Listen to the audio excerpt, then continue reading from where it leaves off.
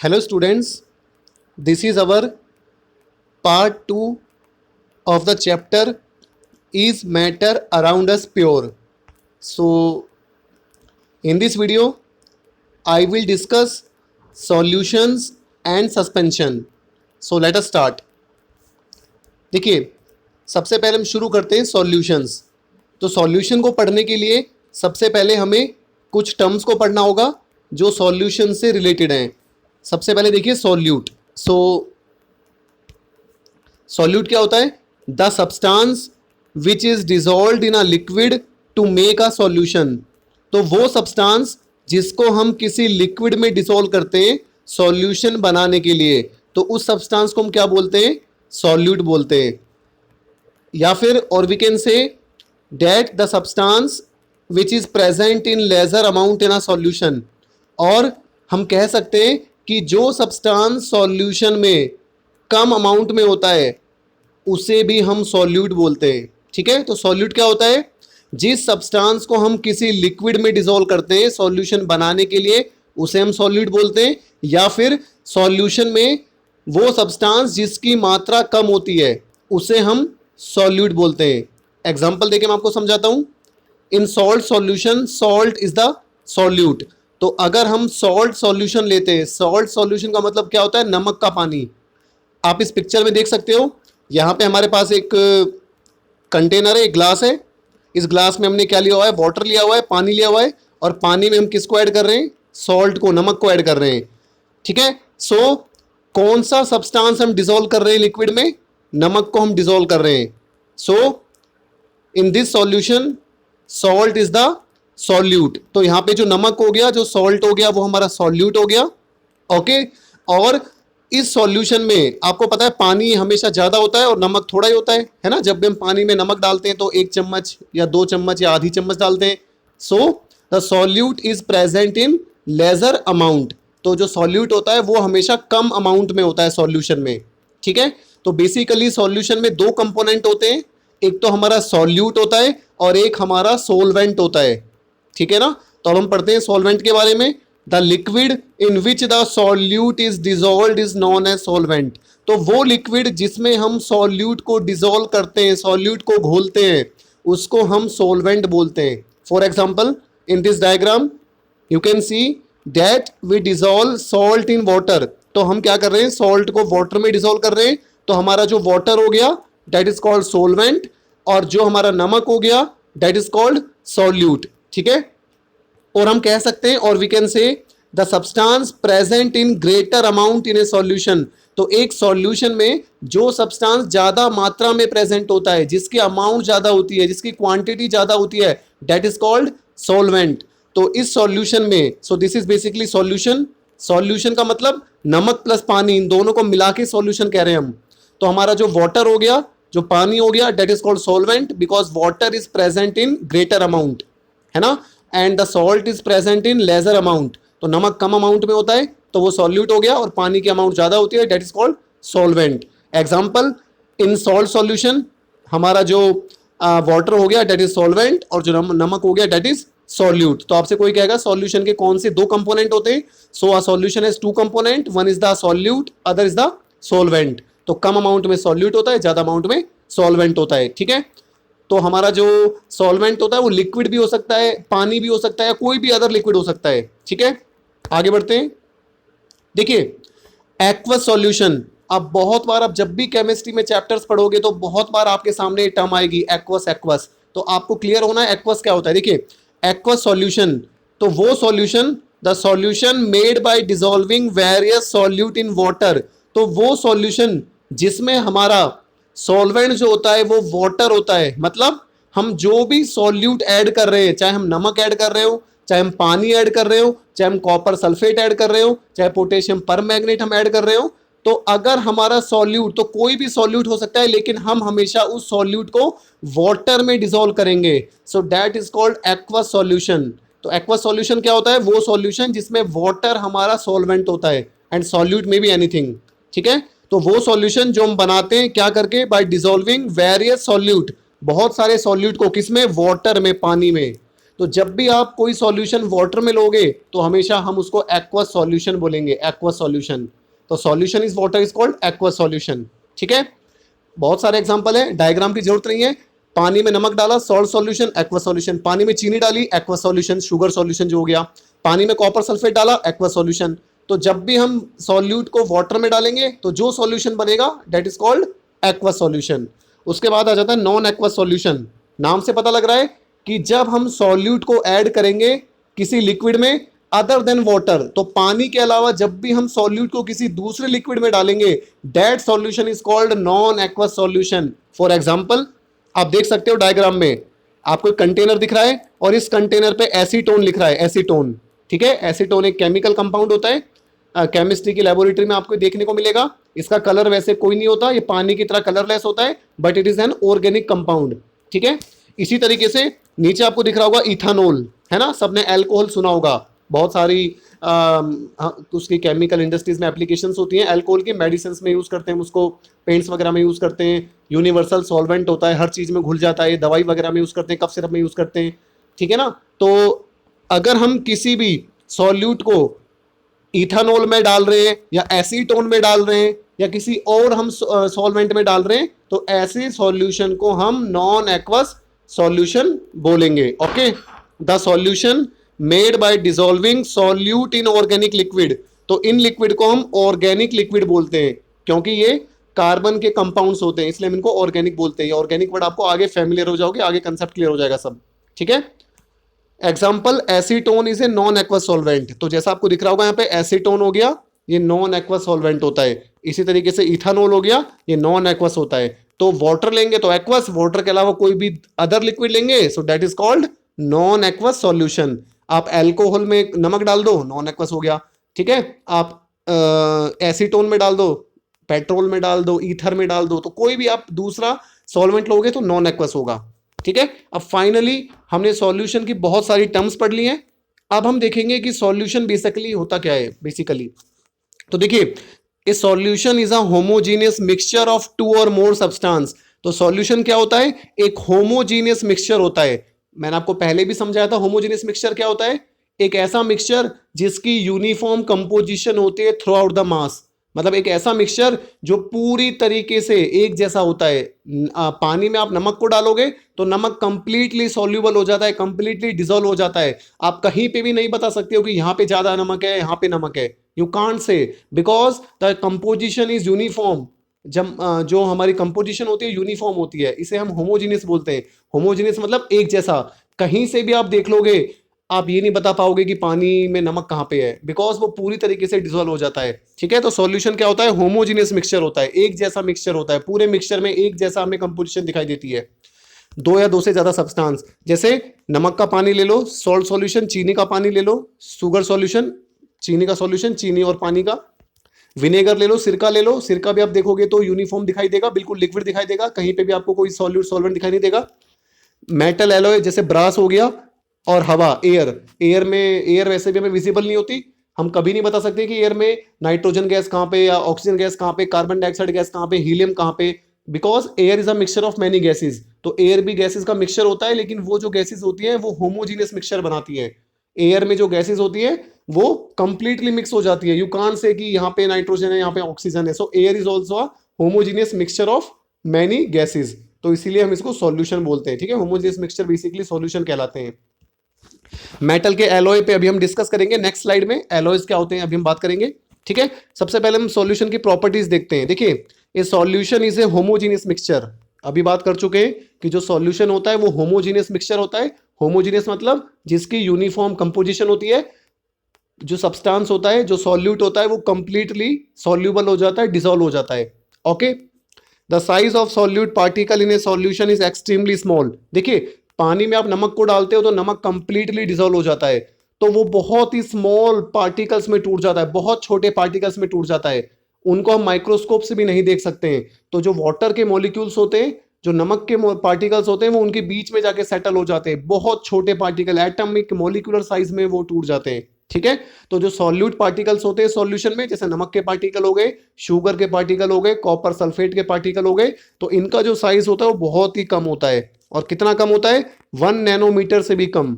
1 nanometre मतलब देखिए, आप जनरली सुनते हो 1 मीटर, आप जनरली सुनते हो 1 सेंटीमीटर, है ना, या आप अपनी स्केल में सबसे छोटी जो मेजरमेंट्स देखते हो वो है 1 मिलीमीटर, लेकिन इससे भी छोटी यूनिट्स होती हैं, ठीक है, आपकी मिलीमीटर होती है, माइक्रोमीटर होती है, ठीक है, नैनोमीटर होती है, पिकोमीटर होती है। तो अभी आप स्टडी करेंगे आगे, तो हमारी जो एटम्स का साइज होता है या मॉलिक्यूल्स का साइज होता है, या आपकी जो ब्लड होता है, ब्लड में सेल्स होते हैं, red blood cells, WBC, platelets होते हैं, इन सबका साइज बहुत ही कम होता है, ठीक है। तो सॉल्यूशन में पार्टिकल का साइज क्या होता है? लेस देन 1 नैनोमीटर, 1 नैनोमीटर से भी कम होता है। अब 1 नैनोमीटर कितना होता है? सो बेसिकली जो 1 नैनोमीटर होता है, 1 नैनोमीटर, तो 1 नैनोमीटर होता है 10 की पावर माइनस 9 मीटर, 10 की पावर माइनस 9। मतलब अगर मैं आपको 1 मीटर में आपको कोई सब्सटेंस देता हूं तो उसको उसके आप 10 की पावर 9 टुकड़े करोगे, डेट इज कॉल्ड 1 नैनोमीटर। मतलब बहुत छोटा होता है, इवन मैं आपको बोल रहा हूं माइक्रोस्कोप से भी नहीं देख सकते हो। So that's why it is so small, so small, 10 to the power minus 9, ठीक है। ओके, तो आपको क्लियर हो गया होगा। अब हम चलते हैं, देखिए, सो बेसिकली हम इसकी प्रॉपर्टीज पढ़ रहे थे। The particles of a solution can not be seen even with a microscope. I have already told you कि we can't see the particles of a solution even with the help of microscope. Microscope की मदद से भी हम इन particles को नहीं देख सकते हैं, ठीक है। This is the third property. Now next property, the particles of a solution pass through the filter paper.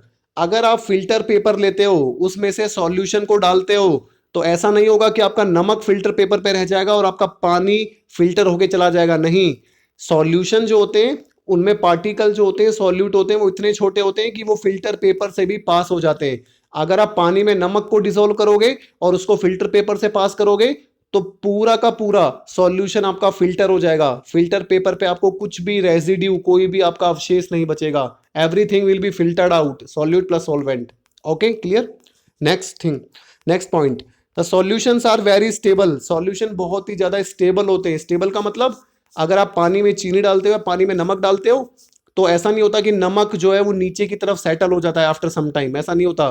Because the salt gets completely soluble, completely dissolved in water, है ना, तो इसलिए स्टेबल होता है। स्टेबल मतलब जो सॉल्ट होता है वो पूरी तरीके से डिसॉल्व हो जाता है, आप कहीं भी नहीं बता सकते where is the salt present. लेकिन अभी हम सस्पेंशन पढ़ेंगे जहां पे हम देखेंगे वो अनस्टेबल होता है। पानी में मिट्टी डालोगे, मिट्टी नीचे जम जाती है, so that is called unstable, but solution is stable, ठीक है। So these are all about solutions and its properties. Now we will study about what is an alloy. बहुत इंपॉर्टेंट चीज है, एलॉय क्या होता है, अक्सर आप सुनते होंगे। देखिए, आप जो घर पे बर्तन यूज करते हैं तो आप स्टील के बर्तन यूज करते हो, या फिर कई बार आपने देखा होगा हम जिसे ब्रास बोलते हैं, हमारा जो पीतल होता है, पीतल के बर्तन हम यूज करते हैं। तो देखिए, ये जो एलॉय होते हैं ना, एलॉय क्या होता है, मैटर का एक मिक्सचर होता है। मेटल को हम मिक्स कर देते हैं। फॉर एग्जाम्पल, अगर मैं आपसे कहूं अगर मैं आपसे कहता हूं कॉपर, आप कॉपर मेटल ले लीजिए और उस कॉपर मेटल में आप जिंक मेटल को मिला दीजिए। मतलब आपने कॉपर मेटल लिया, उसको मेल्ट कर दिया, आपने जिंक का मेटल लिया, उसको मेल्ट कर दिया और दोनों को मिला दिया। मिलाने के बाद दोनों को ठंडा कर दिया। What you get is called पीतल, जिसे हम ब्रास बोलते हैं, ठीक है। तो एलॉय क्या होता है, एलॉय भी एक होमोजीनियस मिक्सचर होता है, होमोजीनियस। जैसे आप घर में स्टील के बर्तन सब यूज करते हैं, स्टील के, है ना, every one of you use steel container और स्टील वेसल। तो आप स्टील के बर्तन यूज करते हो, तो स्टील के बर्तन में आप कहीं भी मेरे को ये बता सकते हो कि कार्बन कहां पे है या फिर उसमें कॉपर कहां पे है, यू कांट टेल, ठीक है। जो हमारा जो स्टील होता है, बेसिकली उसमें क्या होता है, हमारा जो आयरन होता है, लोहा होता है, लोहे में हम क्या मिला देते हैं, कार्बन मिला देते हैं। सो आयरन में अगर हम कार्बन मिला देते हैं तो उसकी जो स्ट्रेंथ होती है वो बहुत ज्यादा बढ़ जाती है। लोहा जो होता है, गर्म करने के बाद लोहा क्या होता है, एक्सपेंड होने लग जाता है, फैलने लग जाता है। हम लोहे के बर्तन को यूज नहीं कर सकते। लेकिन जो स्टील होता है, steel is called an alloy. Steel एक एलॉय होता है। एलॉय मतलब मेटल्स का मिक्सचर या नॉन मेटल प्लस मेटल का मिक्सचर, ठीक है। जब भी हम एलॉय बनाते हैं तो या तो हम बहुत सारे मेटल्स को मिलाते हैं या फिर हम मेटल्स प्लस नॉन मेटल को भी आपस में मिलाते हैं। नॉन मेटल भी मिला सकते हैं हम। जैसे अभी मैंने आपको एक एग्जांपल दिया था कि हम आयरन लेते हैं, है ना, हम क्या करते हैं, सो बेसिकली वी टेक, हमने आयरन लिया, लोहा लिया और हमने आयरन में क्या करा, कार्बन को मिला दिया, या फिर आप आयरन में टिन को मिला सकते हो, या बहुत सारे अलग एलिमेंट्स को मिला सकते हो। तो जब आप आयरन में कार्बन या टिन मिलाते हो तो इसकी प्रॉपर्टी बिल्कुल चेंज हो जाती है, and what you get is steel, stainless steel वगैरह जो हमारी होती है। और जो स्टील होती है वो बहुत ही हार्ड होती है, कार की बॉडी बनाने में, बहुत सारे बिल्डिंग मटेरियल्स बनाने में, और इसकी बहुत सारी इंडस्ट्रियल एप्लीकेशंस होती हैं स्टील की, बहुत जगह हम इसको यूज करते हैं, ठीक है ना। आयरन से इसकी प्रॉपर्टी बहुत अच्छी होती है, डेट इज कॉल्ड एलॉय। इसी तरीके से अगर आप कॉपर और जिंक मिला दोगे, so what you will do, आपके पास कॉपर है, आप कॉपर में जिंक मिला दोगे, कितनी जिंक, अराउंड 25 to 30% जिंक, ठीक है।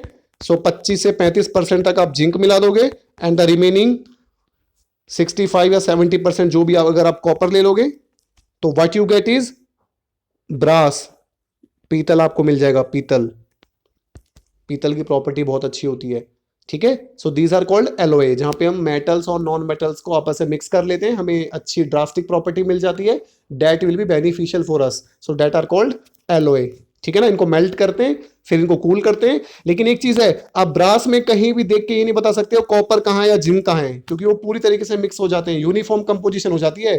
तो कैसा मिक्सचर हुआ ये, होमोजीनियस मिक्सचर। और मिक्सचर जरूर है, अगर आपसे कोई कहेगा एलॉय क्या होता है तो आप कहोगे मिक्सचर होता है, डेफिनेटली मिक्सचर होता है ना, ठीक है। सो देखते हैं हम एक बार एलॉय के बारे में। देखिए, so basically alloys are homogeneous mixture, homogeneous है ना, अभी मैंने बोला है ना कि आप पीतल में कहीं भी कॉपर और जिंक को नहीं देख सकते हो, पूरा पीतल आपको एक जैसा दिखाई देगा। डायग्राम में आप देख सकते हो पीतल के बर्तन कितने अच्छे दिख रहे हैं ना, इनमें खाना खाएंगे तो बहुत अच्छा फील होगा, अच्छा भी लगेगा और ये बेनिफिशियल भी होता है। कॉपर के वेसल्स में खाना खाना बहुत अच्छा होता है। तांबा जो हमारा होता है, आयुर्वेदा में लिखा हुआ है कि कॉपर के बर्तन में जो खाना खाते हैं तो हमारे बहुत सारी सिस्टम अच्छे से काम करता है। तो ये सब आयुर्वेदिक हमारी टर्म्स हैं, ठीक है। यहाँ पे आप देख रहे होंगे, सो ये हमारे एलॉय है, दीज आर एलॉयज जो हम पीतल बोलते हैं, ठीक है। पीतल के बर्तन ये हो गए, ठीक है, गोल्डन कलर के जो आपको चमकदार दिख रहे हैं। So alloys are homogeneous mixture of metals and cannot be separated into their component by physical method. अब मैं आपसे कहूंगा आपके पास पीतल के बर्तन है, और इस पीतल के बर्तन किससे मिलके बनाए, कॉपर और जिंक से मिलके बनाए। तो क्या आप कॉपर और जिंक को अलग कर सकते हो, फिजिकल मेथड से तो आप अलग नहीं कर सकते हो। फिजिकल मेथड मतलब उसको हीट करके, डिस्टिल करके, या सब्लिमेट करके, या मैग्नेट की मदद से। तो किसी भी फिजिकल मेथड से आप एलॉय को अलग नहीं कर सकते हो। आप ब्रास जो होता है, पीतल जो होता है, पीतल में से कॉपर और जिंक को आप अलग नहीं कर सकते हो। You can't separate copper and zinc, ठीक है, you can't separate copper and zinc in brass with the help of any physical method. किसी फिजिकल मेथड से आप इनको अलग नहीं कर सकते हो, ठीक है। Alloys are considered as mixture, और एलॉयज को भी हम मिक्सचर बोलते हैं। मिक्सचर क्यों बोलते हैं, क्योंकि यहाँ पे कॉपर और जिंक दो सब्सटेंस ले रखे हैं, उनको मिक्स कर दिया, that's why called they are mixture. Example, जो ब्रास होता है, जो पीतल होता है, वो मिक्सचर होता है because it shows the properties of its constituent copper and zinc. तो जो पीतल होता है, पीतल दोनों की प्रॉपर्टी शो करता है, कॉपर की भी और जिंक की भी प्रॉपर्टी शो करता है, and it has a variable composition. और इसकी जो कंपोजिशन होती है, जो मिलावट होती है, वो वेरिएबल होती है। मतलब हम जिंक को भी 25 से 30% ले सकते हैं, कॉपर को 65% ले सकते हैं, या जिंक को हम 40-50% ले सकते हैं। तो जितनी मर्जी हम जिंक और कॉपर की कंपोजिशन को चेंज कर सकते हैं उनको मिला के। So that's why these are called mixture. तो आपको टॉपिक क्लियर हो गया होगा। एलॉय क्या होता है, एक होमोजेनियस मिक्सचर होता है मेटल्स का, ठीक है, और इनको हम किसी भी फिजिकल मेथड से सेपरेट नहीं कर सकते हैं। क्लियर, ये आपको कुछ एलॉयज दिख रहे होंगे। चलिए अब हम आगे चलते हैं। अब हम पढ़ते हैं सस्पेंशन के बारे में कि सस्पेंशन क्या होता है। देखिए, सॉल्यूशन क्या होता है, सॉल्यूशन क्या होता है जिसमें आपको पता है जो सॉल्यूबल हो जाता है। सॉल्यूशन मतलब सॉल्यूबल, लेकिन अगर कोई सब्सटेंस इनसॉल्यूबल है किसी लिक्विड में, that is called suspension. Suspension मतलब जिसमें जो सॉल्यूट होता है वो सॉल्यूबल नहीं होता, डिसॉल्व नहीं होता, that is called suspension. So A suspension is a heterogeneous mixture, नाम से पता लग गया आपको। सॉल्यूशन तो होमोजेनियस मिक्सचर होता है, लेकिन सस्पेंशन हेटेरोजेनियस मिक्सचर होता है। हेटेरोजेनियस मतलब जहां पे यूनिफॉर्म कंपोजिशन नहीं होती, एक सब्सटेंस दूसरे में कंप्लीटली मिक्स नहीं होता, ठीक है। In which the small particles of a solid are spread throughout a liquid. तो सस्पेंशन क्या होता है, एक ऐसा हेटेरोजेनियस मिक्सचर होता है जिसमें सॉल्यूट बोल लो या सॉलिड बोल लो, जिसमें जो सॉल्यूट के स्मॉल पार्टिकल होते हैं, छोटे छोटे पार्टिकल होते हैं, वो पूरे लिक्विड में स्प्रेड हो जाते हैं, फैल जाते हैं, लेकिन डिसॉल्व नहीं होते। चलो एग्जांपल से समझाता हूं। आपको यहाँ पे डायग्राम दिख रहा होगा। यहाँ पे हमने क्या करा है, पानी में चौक के पाउडर को मिला दिया। चौक का पाउडर सबको पता है, सब ले सकते हो। So what we have done, we have dissolved chalk powder in water. तो हमने चौक पाउडर को पानी में मिला दिया, और पानी में मिलाने के बाद ये मिल्की सा सॉल्यूशन सस्पेंशन बन गया है ना। लेकिन अगर आप गौर से देखेंगे, माइक्रोस्कोप से देखेंगे, तो ये जो छोटे छोटे चौक के पार्टिकल है, ये पानी में डिसॉल्व नहीं हुए, ये पानी में घूम रहे हैं लगातार। They spread through out the water, ये पूरे पानी में फैल गए हैं स्मॉल पार्टिकल। ठीक है, तो ये जो चौक के पार्टिकल है, तो जब हम पानी में चौक के पार्टिकल को डालते हैं, तो चौक के पार्टिकल छोटे छोटे पार्टिकल्स में टूट जाते हैं, और वो डिसॉल्व नहीं होते, वो सॉल्यूबल नहीं होते, वो पूरे पानी में स्प्रेड हो जाते हैं, फैल जाते हैं। So you can separately see the water and Chowk particle. तो आपको पानी और चौक पार्टिकल अलग अलग दिखाई देंगे। That's why these are called heterogeneous. Heterogeneous मतलब जहां पे आप इनको अलग अलग देख सकते हो। चौक के पार्टिकल अलग से दिखाई देंगे, पानी अलग से दिखाई देगा। और अगर आप इस सस्पेंशन को, अगर आप पानी में चौक पाउडर मिलाओगे और कुछ टाइम तक इसको रख दोगे, तो आप देखोगे सारा का सारा जो चौक है वो सेटल डाउन हो जाएगा, नीचे आके जमना शुरू हो जाएगा। इसी तरीके से पानी में आप मिट्टी को डालोगे, तो मिट्टी के छोटे छोटे पार्टिकल पूरे पानी में स्प्रेड हो जाएंगे, फैल जाएंगे, और कुछ टाइम बाद सेटल हो जाएंगे। So these are called suspension. यहाँ पे जो सॉल्यूट है वो डिसॉल्व नहीं होता। ओके, हेट्रोजीनियस मिक्सचर बनाता है ये। ओके, सो सस्पेंशन एक हेट्रोजीनियस मिक्सचर होता है, जिसमें जो स्मॉल पार्टिकल सॉलिड के वो पूरे में स्प्रेड हो जाते हैं, फैल जाते हैं लिक्विड में, बिना घुले, without dissolving in it. Without dissolving in it का मतलब क्या है, बिना उसमें डिसॉल्व हुए। For example, Chowk water mixture हो गया, मडी वाटर हो गया, कीचड़ का पानी हो गया। कीचड़ के पानी में क्या होता है, पानी में सॉल्यूट के पार्टिकल्स घूमते रहते हैं, मिट्टी के पार्टिकल्स। मिल्क ऑफ मैग्नीशिया हो गया। मिल्क ऑफ मैग्नीशिया क्या होता है, मैग्नीशियम। पानी में क्या करेंगे, मैग्नीशियम हाइड्रोक्साइड को डिसॉल्व कर देंगे हम। ठीक है, तो हम क्या करेंगे, मान के चलिए ये मेरा इसमें हमारा इस कंटेनर में हमारे पास पानी है, और पानी में हम किसको मिला देंगे, मैग्नीशियम हाइड्रोक्साइड, MgOH2 जो हमारा होता है। आपसे कोई कहेगा मिल्क ऑफ मैग्नीशिया क्या होता है, तो आप सीधा बता सकते हो, मैग्नीशियम हाइड्रोक्साइड जो होता है उसको पानी में डिसॉल्व कर लो, वही हमारा मिल्क ऑफ मैग्नीशिया होता है। ये एक बेस होता है, और जब भी हमें एसिडिटी वगैरह होती है, तो अगर हम इसको ले लेंगे तो रिलीफ मिल जाता है, क्योंकि बेस एसिड के इफेक्ट को न्यूट्रलाइज कर देता है और सॉल्ट एंड वाटर बना देता है। ठीक है, so milk of magnesia is basically magnesium hydroxide in water. Suspension of magnesium hydroxide in water. Solution नहीं होगा, ये सस्पेंशन होगा। अगर आप पानी में मैग्नीशियम हाइड्रोक्साइड को डालोगे, तो वो भी चौक की तरह घुलेगा, पूरे में मिल्की अपीयरेंस हो जाएगी, दूधिया दूधिया दिखने लग जाएगा, लेकिन वो सॉल्यूशन की तरह डिसॉल्व नहीं होगा। ओके, चलिए अब हम प्रॉपर्टीज पढ़ेंगे सस्पेंशन की। देखिए, प्रॉपर्टीज ऑफ सस्पेंशन। सो सबसे पहली प्रॉपर्टी क्या होती है, अ suspension is a heterogeneous mixture. समझा चुका हूं मैं आपको, सस्पेंशन जो होता है हेट्रोजीनियस मिक्सचर होता है, क्योंकि इसमें जो सॉल्यूट होता है उसके पार्टिकल्स डिसॉल्व नहीं होते, वो पूरे में स्प्रेड होते हैं और हमें दिखाई देते हैं। The size of solute particles in A suspension is quite large. और जो पार्टिकल्स का साइज होता है सस्पेंशन में वो बड़ा होता है। बड़ा मतलब एलिमेंट्री लेवल पे देखे तो, अगर माइक्रोस्कोपिक लेवल पे देखे तो it is larger than 100 nanometre in diameter. तो इनका जो साइज होता है वो 100 नैनोमीटर से बड़ा होता है।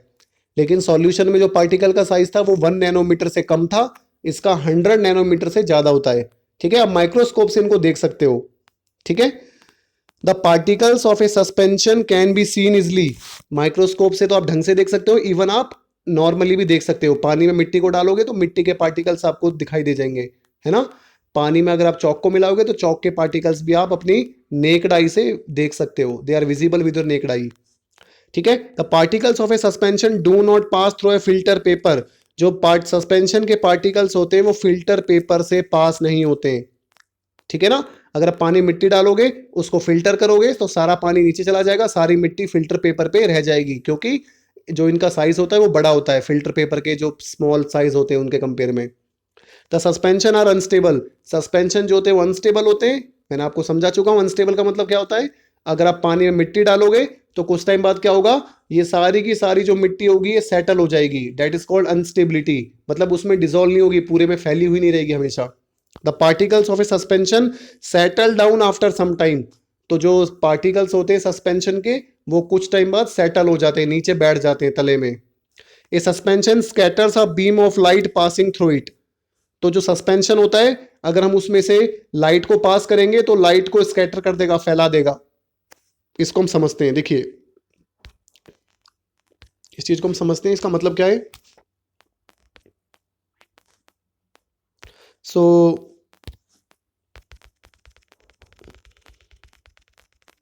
देखिए हमने क्या काम करा, हमने एक बीकर लिया, ठीक है।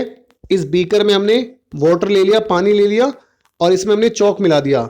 सो व्हाट वी हैव टेक, तो हमने एक बीकर में पानी लिया, पानी में चौक मिला दिया, तो सस्पेंशन हो गया।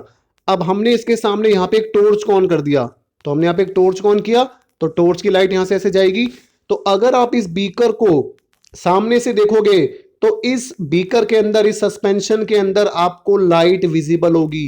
ये टॉर्च की जो लाइट है आपको बीकर के अंदर दिखाई देगी, ठीक है। This is called scattering of light. तो ये जो सस्पेंशन के पार्टिकल होते हैं ये क्या करेंगे, लाइट को स्कैटर कर देंगे, फैला देंगे हमारी आंख में, तो हम इसको देख पाएंगे। लेकिन अगर आप सॉल्यूशन लेते हो, आपने क्या करा, एक बीकर लिया, एक बीकर में आपने पानी लिया और पानी में आपने सॉल्ट, नमक को डिसॉल्व कर दिया, सॉल्ट का सॉल्यूशन बना दिया आपने। अब आपने क्या करा, एक टॉर्च को लिया, टॉर्च की लाइट को आपने पास कराया। अब आप इस बीकर को जब सामने साइड में से देखोगे, सामने से नहीं, यहां पे नहीं खड़ा होना आपको इस साइड खड़ा होना है, आप समझ गए होंगे ना, ठीक है। अगर आप साइड से इस बीकर को देखोगे तो ये जो टॉर्च की लाइट है ये आपको सॉल्यूशन में दिखाई नहीं देगी, बाहर दिखाई देगी निकलती हुई, लेकिन inside the solution the path of light is not visible to you. Because क्या रीजन है, क्योंकि जब हम पानी में नमक को डिसॉल्व करते हैं तो जो नमक के पार्टिकल्स होते हैं वो बहुत ही स्मॉल होते हैं, बहुत ही छोटे होते हैं, और वो इतने छोटे होते हैं कि वो लाइट को स्कैटर नहीं कर पाते हैं, लाइट को फैला नहीं पाते, हमारी आंखों में लाइट पहुंच ही नहीं पाती है। और अगर हमारी आंख में लाइट नहीं पहुंचेगी तो हम लाइट को देखेंगे कैसे, ठीक है ना। So this is the reason कि जो सॉल्यूशंस होते हैं वो लाइट को स्कैटर नहीं करते हैं, और जो सस्पेंशन होते हैं वो लाइट को स्कैटर करते हैं। दोबारा बताता हूं मैं आपको, ठीक है। तो अगर आप एक बीकर लेते हो, इसमें अगर आप सस्पेंशन लेते हो, इसमें से लाइट पास कराते हो, तो लाइट का जो रास्ता है वो सस्पेंशन में आपको दिखाई देगा।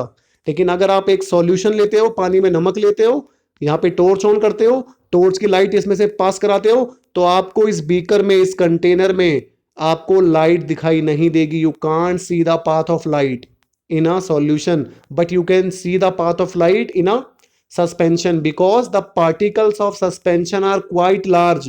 They scatters the beam of light falling on it, but the particles of a solution are quite small. Their size is less than 1 nanometer, so that they can't able to scatter the light in your eyes. तो ये light को scatter नहीं कर पाएंगे जो नमक के particles हैं। This is called scattering of light, ठीक है। तो इस वीडियो में हमने सॉल्यूशन और सस्पेंशन के बारे में डिस्कस किया है, ओके। और अब हमारा एक और टॉपिक बचता है जो कोलाइड होता है, कोलॉइड, ठीक है। तो हमारे पास सॉल्यूशंस होते हैं, सस्पेंशंस होते हैं और कोलॉइड होते हैं। जो कोलॉइड होते हैं उनका जो पार्टिकल का साइज होता है वो सॉल्यूशन और सस्पेंशन के बीच में होता है, ठीक है। उसको हम नेक्स्ट वीडियो में डिस्कस करेंगे। सो यहाँ पे आपको कोई डायग्राम नहीं बनाना है अपनी कॉपी में, जस्ट आपको थियोरेटिकल पार्ट लिखना है। And if you have any doubt, any query, then ask me on my personal number, okay. But remember one thing, without watching the video don't try to write the PDF content in your notebook. Everyone have to watch the video first and then you have to write in your fair notebook, otherwise that is useless. उसका कोई फायदा नहीं होगा if you are not watching the video, ठीक है। So video में मैंने एक एक चीज को ढंग से एक्सप्लेन किया है, लेकिन तभी भी कोई डाउट रहता है regarding the video, regarding any topic, you can feel free to ask, okay. But किसी भी डाउट में नहीं रहना है, टॉपिक को अभी क्लियर करना है और साथ साथ आपको चलना है, बिकॉज हाफ एन आवर की एक वीडियो होती है, तो पूरे दिन में आधे घंटे की वीडियो आप आराम से देख सकते हो और आराम से अपनी नोटबुक को कंप्लीट कर सकते हो, ठीक है। Thanks for watching the video.